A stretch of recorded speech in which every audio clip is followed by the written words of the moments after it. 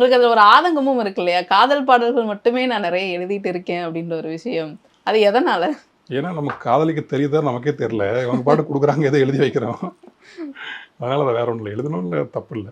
இந்த விஷயங்களுக்கெல்லாம் நான் எழுதணும் அப்படின்னு என்னென்ன விஷயங்கள்? நம்ம இன்னைக்கு நவீன வாழ்க்கையில் இருக்கக்கூடிய மனிதனுக்கு சவாலா இருக்கக்கூடிய இருத்தலியல் சிக்கல் இருக்கு இல்லையா? அத பத்தி நெறைய படம் வரணும். அத சார்ந்த பாடல்கள் வரணும். இந்த நவீன வாழ்க்கைக்குள்ள நமக்குள்ள ஒரு தனிமை சூழ்ந்திருக்கு இப்போ. நம்ம எல்லாம் ஒண்ணா இருக்கோம்னு நெனைக்கிறோம். ஆனா இந்த வாழ்க்கையே நமக்கு ஒரு தனிமைய குடுத்திருக்கு. தனிமையிலிருந்து எப்படி வெளிய வரதுன்னு தெரியாம தான் என்னென்னமோ செஞ்சுட்டு இருக்கோம். அத பத்தி படங்களும், பாடல்களும் வரணும். அப்புறம் குடும்ப உறவுகளுக்குள்ள, ஆண், பெண் உறவுகளுக்குள்ள ஊருப்பட்ட சிக்கல் இருக்கு. எந்த காலத்திலும் இல்லாத சிக்கல். அத பத்திலாம் படங்கள் வரணும், பாடல் வரணும். அதுக்காக இது வெறுமனே அந்த காதலை பற்றியும் காமத்தை பற்றியும் அல்லது க்ளோரிஃபை பண்ணப்பட்ட சில விஷயங்களை பற்றியும் பேசிகிட்டு இருக்கக்கூடாது. அடிப்படை அன்றாட நமக்கு சில சிக்கல் இருக்குது. சிக்கலை பற்றிலாம் நம்ம பேசணும். கலை அதுக்கு நான் பயன்படுத்திக்கணும் அப்படின்னு நினைக்கிறேன். ஏஆர் ரஹ்மான் அதை பயன்படுத்துகிறார்.